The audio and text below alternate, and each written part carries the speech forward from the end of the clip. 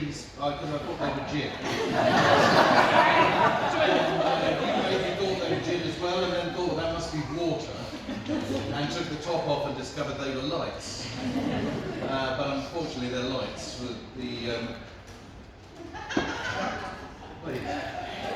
Please, pause for laughter, it says here. Thank you. Kathy, you look absolutely beautiful. Thank you very much indeed. Of course, there are people who should be here, who can't be here. I'll do it. In the rehearsal this morning, you just needed to see it. We walked down the aisle, the bridesmaids were sobbing. Absolutely sobbing, as was not Emma, but I was. Suzanne, of course, I need to mention that was the mum. If you come and see Emma's flowers, you'll see a picture of Suzanne. Emma, as you know, is called Emma Louise Clark. She couldn't say that when she was a young person. So she said Emma Wallis Clark. That's the closest she could get. The flowers look beautiful, don't they? The sunflowers, don't they look sensational? It's the time of year for sunflowers. I don't know if you knew that. In England, the time of year for sunflowers is August. They were Suzanne's favourite flowers, they're Emma's favourite flowers, and the subject of much of her body art, if you take a closer look. Emma never gets tired of me sharing the story, or she shares it, about when I brought her home from hospital. She slept for 24 hours straight. There was no internet. So at 3 o'clock in the morning, I'm thinking, what do I do? I mean, how long are they supposed to sleep for? So unfortunately I had to pinch her to wake her up, which she's never forgiven me for, even though, as you know, you've got no memory of that sort of thing, but I made a mistake telling her. Thank you to the beautiful bridesmaids, Hayley, Pippa, Katie. Didn't they do a good job today?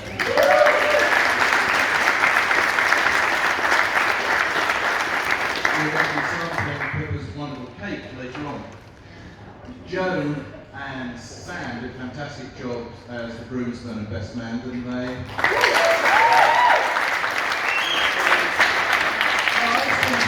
was thinking, how do newspapers handle how Matt approached us? Matt was a real gentleman because he came to see both of us and asked for permission to marry Emma. Aww. And because he couldn't tell Emma he was coming to see us to ask for permission, and we went to the lovely Brasserie Blanc in Milton Keynes, didn't we, where Matt asked us, and he got very emotional. And, we did, and I was thinking, how would the Milton Keynes Citizen have handled the headline? He cried and he lied, I thought would be the right way to handle that. He should have asked Emma to marry him many times before he actually did. And because they went to Santorini, and it was like, have you been to Santorini? Have you seen that back there? You're waiting, aren't you? You're waiting. And Iceland as well, was it? But in the end it was Venice where Matt proposed, and you'll perhaps hear more about that later on. Now, of course, Emma's got some beautiful cousins and other relatives here today. She's got 3 step siblings, 2 of whom are married. So there's Alice there. There you are. Stand up, please, Alice, if you wouldn't mind for me. Yes, thank you. She's married to very handsome and talented Jake, who you also stand up for me. And stay stand up. About the same height as Matt. That's a fact. And of course, then Frances, who got married, she's standing up, who got married only 3 weeks ago. Oh, you're filming. Thank you. But if you would stand up, thank you so much. And she got married 3 or 4 weeks ago to the wonderful Elliot, who's also standing up. Thank you. And then Emma is the third. but this means that Henry, who is standing up, is not yet. So if you know of somebody who would be valuable for Henry, if you go and see him, give him phone numbers, whatever you like, quote it yourself if that's what you're interested in. Henry, not during the speeches, if you don't mind, please hold yourself back. Thank you very much.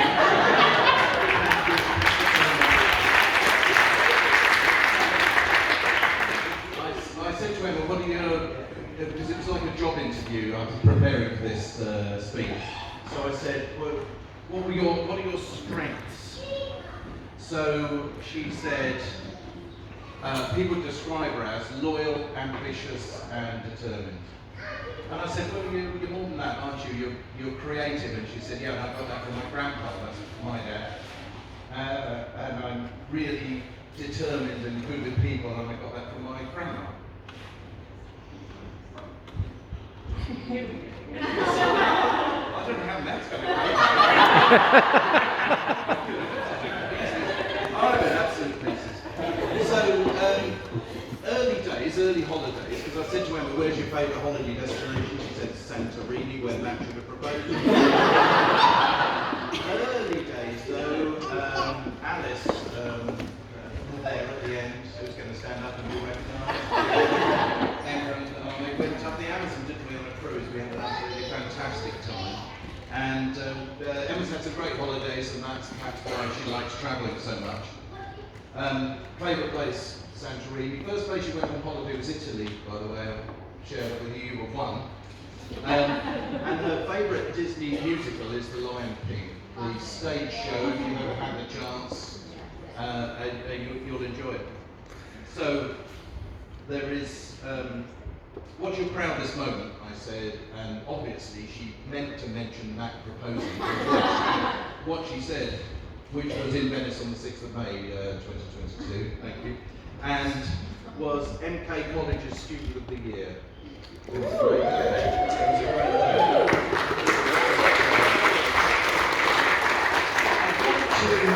You know, I mentioned the headlines in the MK Citizen, and I wanted to mention the great, fantastic and wonderful members of the Thames Valley Police who are here.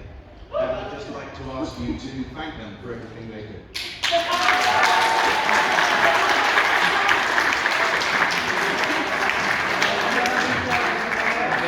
I know that when I mentioned Suzanne, I got emotional, and of course I know that also this affected some of you, because of course a lot of us have lost people close to us. So if you're thinking about this, be put down. No. Pieces. Absolute pieces. I know that's going to be worse. If you like the table decorations and the flowers on the table, aren't they beautiful? The sunflowers and so the sunflower arrangements.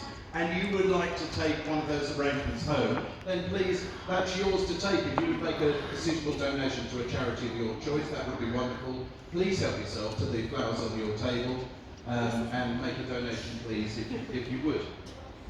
It's traditional as the father of the bride to give advice to the bride and groom. I couldn't be luckier to have you both as daughter and son-in-law. Thank you very much indeed. Matt's a wonderful man, isn't he? Do you know him? Yeah. If you don't know him, he's a wonderful man. Let's leave it there. No, he's a lovely guy, isn't he? And I was so delighted when he asked for Emma's hand in marriage. It was a touching moment, wasn't it? In the sobbing he was. So, I thought, what advice should I give to the bride and groom? So I asked Kathy, and she said, well, Martin, we got married for better or worse. And I thought, that's nice. She said, yes, Martin, you couldn't have done better, and she couldn't have done worse. One bit of advice I do want to give you both, is how you treat arguments. Never go to bed on an argument, as I'm sure you'd agree. Stay up and fight. That's Matt, if I could just give you a bit of advice, I've known Emma for quite a few years now. you know when you get on the internet and you have to sign the terms and conditions. So it's a little bit like being married. Just click I agree. That's an awful lot simpler than reading through. I wanted to think about Emma was keen to join the police. I asked her how soon. She said about the age of 23. And she said, you're delighted, aren't you, Sergeant Thorn? You're delighted. She's changed the name at work.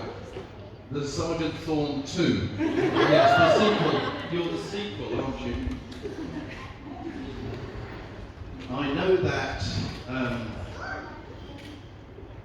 you've done a brilliant job. I wanted to mention something that happened here. And a few, I don't know how last year was, I don't remember when we came here to do a food tasting, to check the food out that was chosen for today. And thank you, Paul and his team, who've done a wonderful job.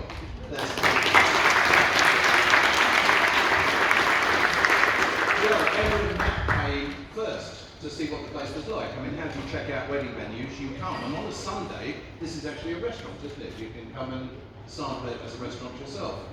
And I don't know how many people actually know this story if you work with Matt.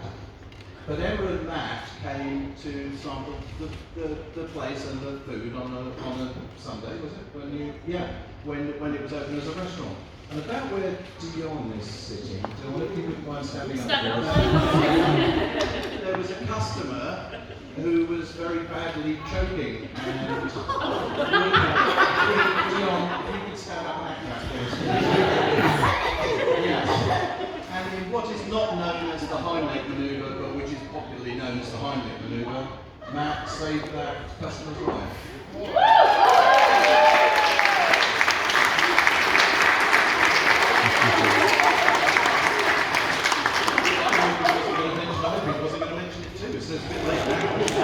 Isn't it?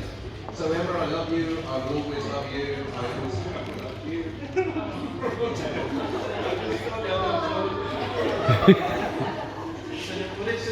Well, if Emma wanted me to cry, and I thought, well, I am, so I hope you're happy. But it's an emotional day, isn't it?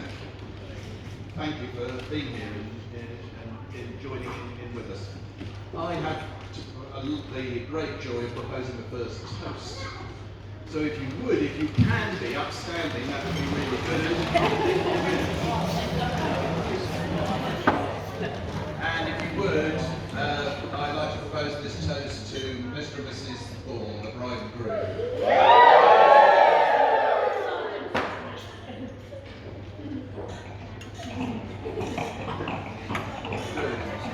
Thank you very much. Sit down. Thank you. I'd like to pass over to the very handsome, talented.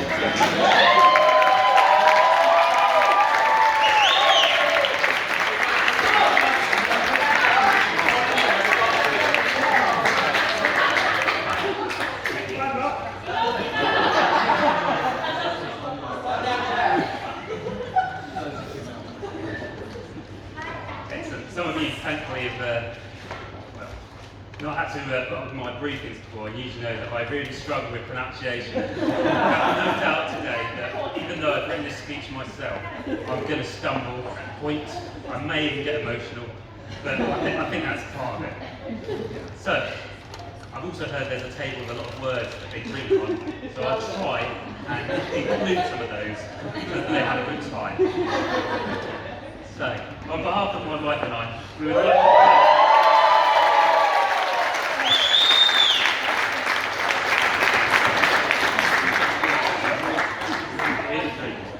would like to thank each and every one of you for coming today and sharing our special day with us. It's really been a lovely day so far, and I know the celebration will continue into the evening. We hope that you enjoyed it as much as we are. I've got some thank yous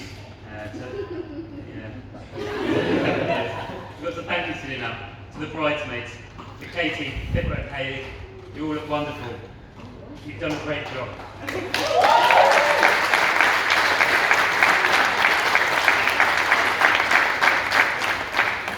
appreciate all the efforts you've made for Emma during this time. It's been so supportive for her. It really means a lot.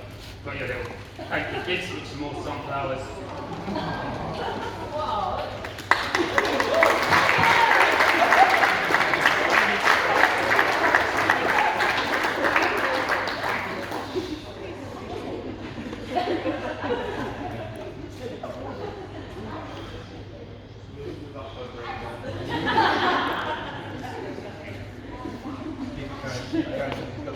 You could get some more, so.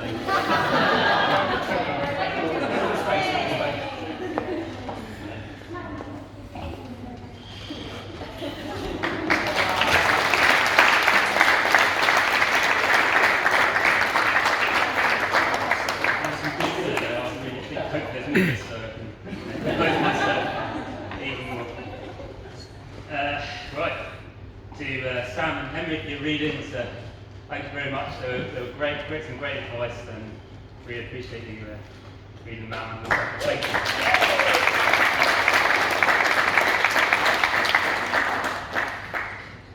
To my best man, Joe.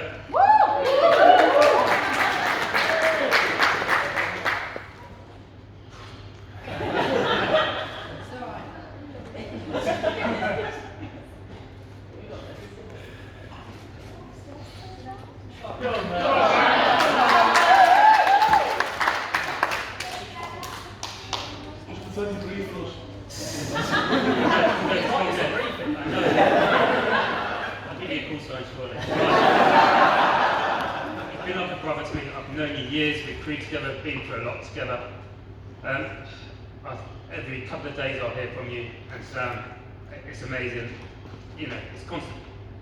I don't know if I can swear yet. It's taken. Ultimately, usually at Sam's expense.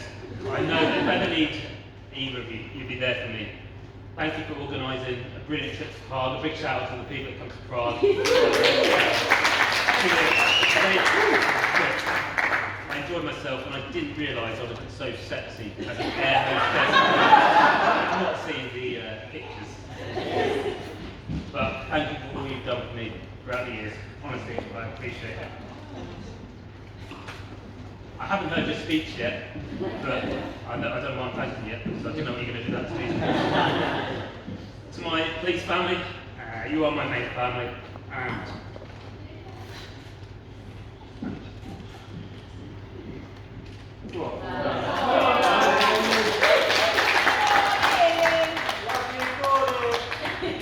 there's been tough times, some great times, either as been your supervisor or friend. And I really thank you. Some of you have been there for some real difficult times for me. I appreciate that.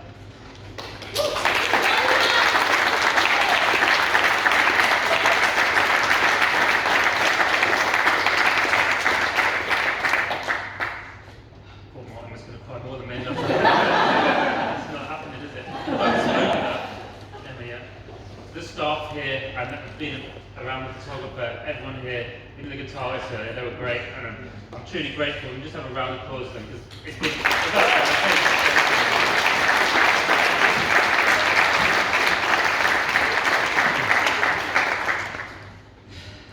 To Martin and Kathy, my new in-laws. Thank you for your continued support that you've provided to us, especially throughout the wedding organisation and celebrations. Thank you for welcoming me into your wider family, which includes all the sisters here. Emma. Yeah, see, I can't even read my own speech. It's a constant battle I have. I need some training. I'm speaking. And so thank you to all the sisters and their husbands, and also their stepbrother as well. Thank you for all the fun that we have together. Martin, Kathy, you've created the most wonderful daughter. And despite my initial worry when the first setup of coming to ask permission was cancelled, sadly due to an illness at the time, me thinking maybe he doesn't want me to. With all the hints of, I'm pleased to say, despite the, I would say, slight bit of emotion, I'm so grateful you've allowed me to marry such an amazing woman.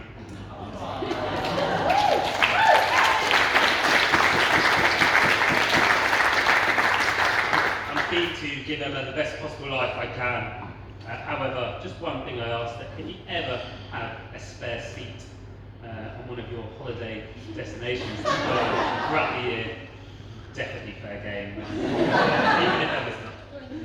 Yeah. Oh, right. Yeah, I'm nearly done. Finally, to Emma, my gorgeous wife, Mrs Thorn.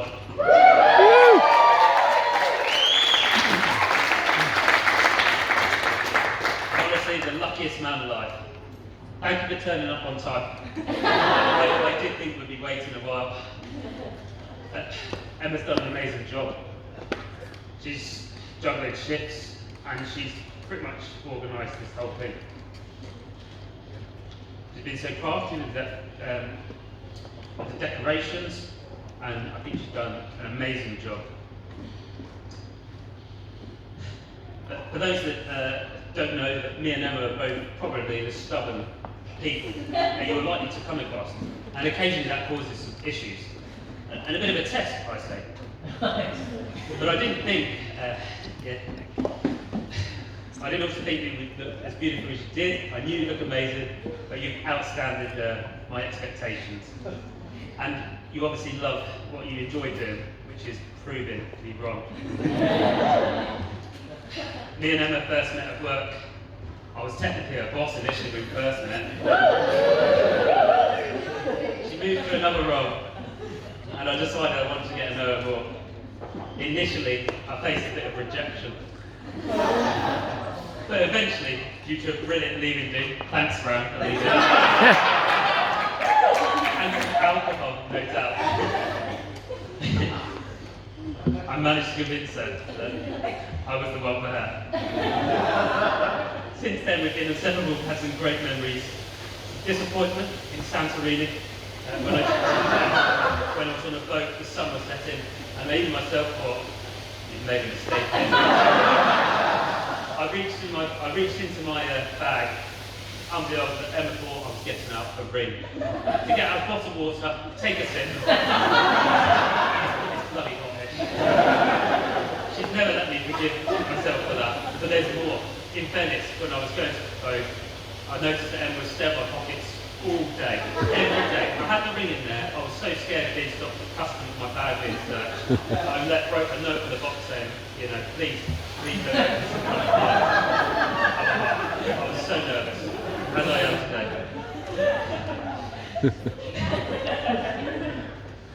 We got through and I found this beautiful bridge in Venice. And Emma was moaning. She'd been walking around. I was looking for a perfect moment. But suddenly I thought, I found it. This bridge is amazing. It's alone, it's romantic. I felt the ring, I was checking it was still there. It hadn't fallen into the river. And she just walked off. At that point I knew that she was had enough of walking and decided to go back towards the hotel. As we got there, with Venice in the background, I proposed. Thankfully she said yes after a few tears.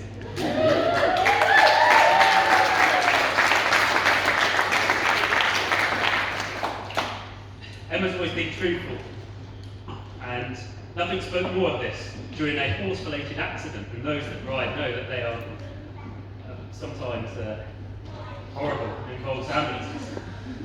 She received some gas and air. Now, I don't know this, but those that have had children may know that apparently you speak the truth when you have gas and air. She firstly told me that she loved me, and I thought, oh, that's very sweet. And then she started asking the paramedic to cut off her riding boots because she wanted me to purchase her some new ones.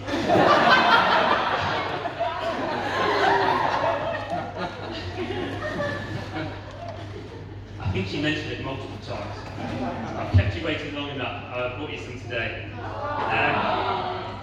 Hopefully they are a good replacement. Finally, Emma, I've known you as a colleague, a friend, as a boyfriend. But today, I have the absolute honour of calling you my wife.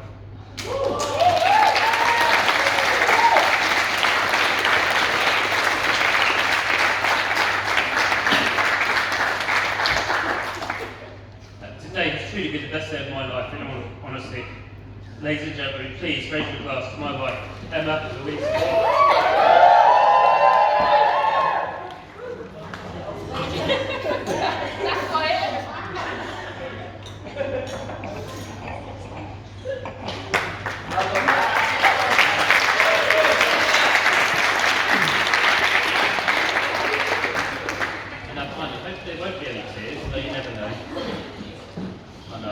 sorry, Captain, I've got you some flowers too, but you can bring them round. Sorry.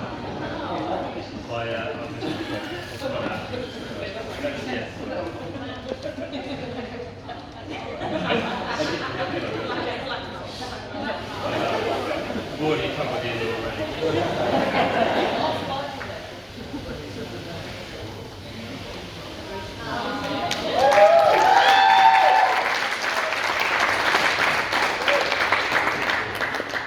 I'm counting on some emotion, but I'll never know. I'm handing you over to my best man, Joe Stevens.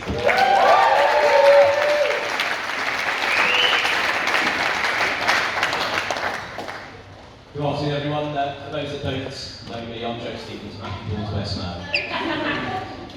Rest assured, unlike most traditional best man speeches, which are full of sexual innuendos, I promise Matt and Emma that if there is anything slightly risque, I'll whip it out immediately. Sorry. It does feel a bit strange referring to Matt as Matt because I've only ever referred to him as Thorny or his various other names. Matty, Horny Thorny, the Thorn Bear, the Penguin, the Station Cat, the Hobbit, Hairy Toes, Frodo, Santorini, the Town of Santorini, Zoolander, they go on, don't they?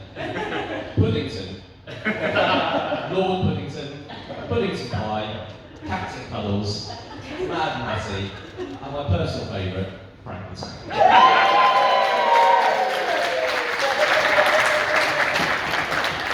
You'll understand why later. Firstly, the customary thank yous to the lovely bridesmaids, Hayley, Pippa and Katie.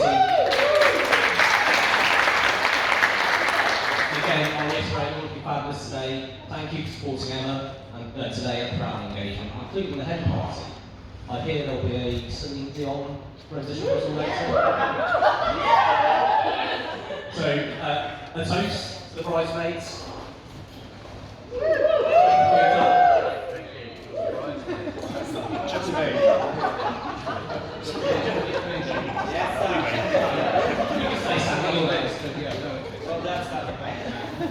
To Martin and Catherine working so hard to help make this day happen, in particular Martin's handsome backgrounds. Can we all be upstanding for Martin and Catherine? To Martin and Catherine.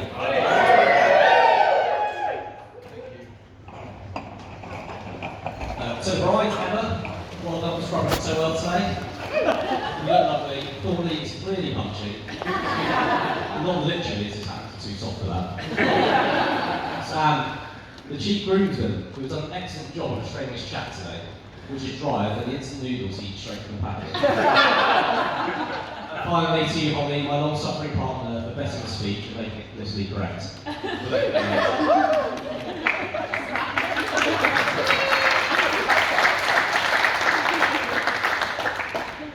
So where do I start? Introduction, maybe. We first met in the police back in the summer of 2012.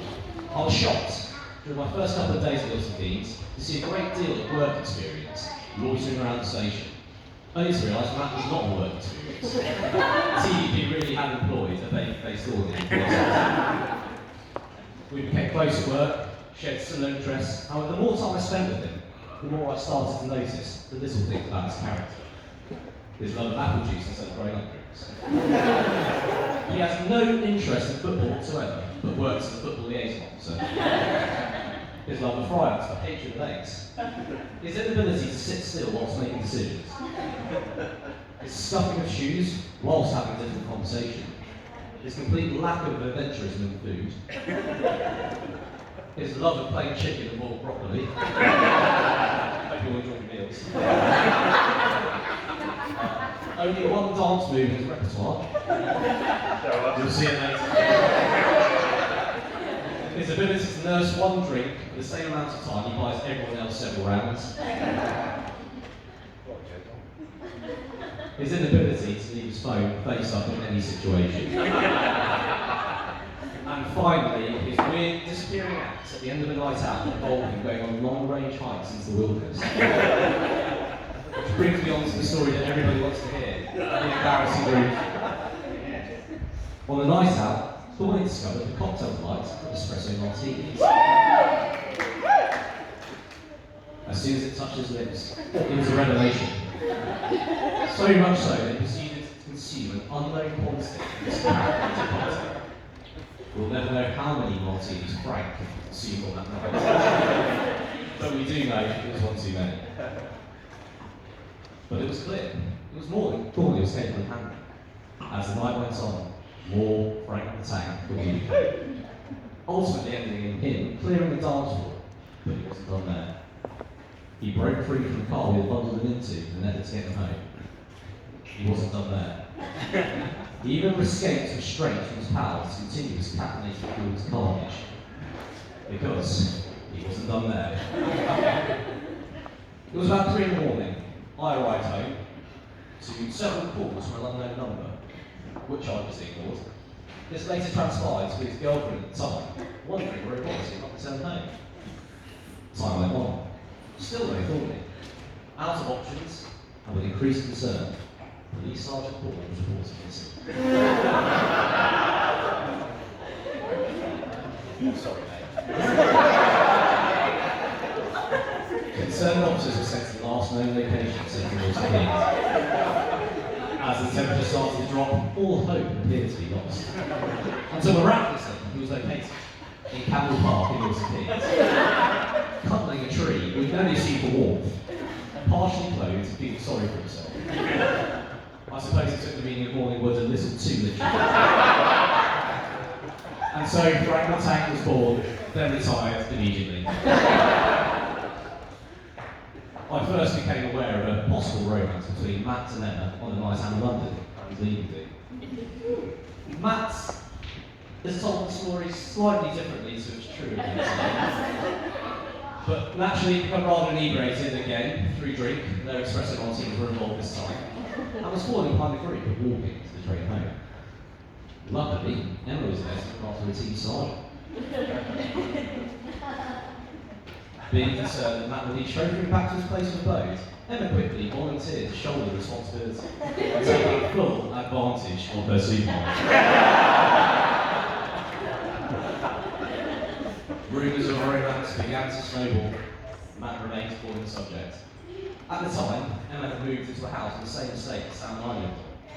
One day I got a hurried message from Sam, snitching that he'd seen both Matt and Emma in his car. After much lying on Matt's part and not knowing where Emma lived on the estate, we went to the hunt.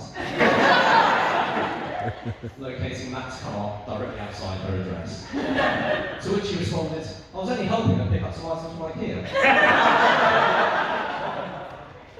Matt sure did impress Emma with his DIY skills as a collection of nuts and bolts. Sorry. Emma, we all know your love for horses, dogs and animals in general, and it's good to see you finally tame this wild beast. Lord Puddington, all joking aside, you're an excellent friend. I apologise for the piss taking, but deep down you love it. And it's truly been an honour of being your best man today.